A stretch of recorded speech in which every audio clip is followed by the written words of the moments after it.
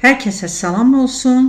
Həmişə demişəm, deyirəm və deyəcəyəm də ki, hər bir insan müxtəlif yerlərə gedə bilər. Kənd yerində ola bilərsən, şəhər yerində ola bilərsən, təbiətdə ola bilərsən, gözəl-gözəl böyük ölkələri gəzə bilərsən və orada olanlar səni gözəlləşdirmir. Sənin orada olmağın o şeylərə dəyər qatır.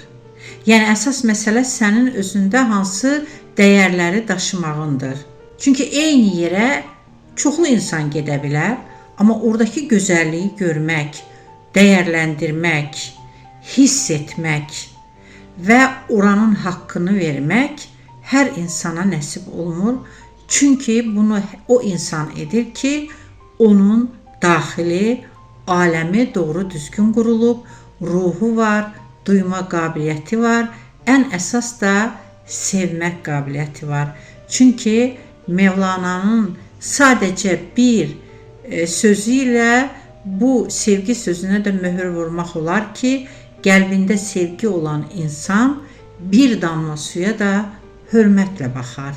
Ona görə deyirəm ki, bəli, həyatın çətinliklərinə baxaraq ruhunu sata bilərsən.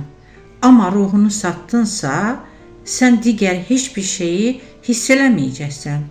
Hətta o statusunla, o satdığın ruhunla, aldığın mal, mülk, pul, para, vəzifə sənə xoşbəxtlik gətirməyəcək. Siz bir milyardları, milyonları olan insanların gözlərinə baxın. Hər şeylə insan bütün bədəni ilə yalan danışa bilər, amma gözlərdə xoşbəxtlik qığılcımı yarada bilməz.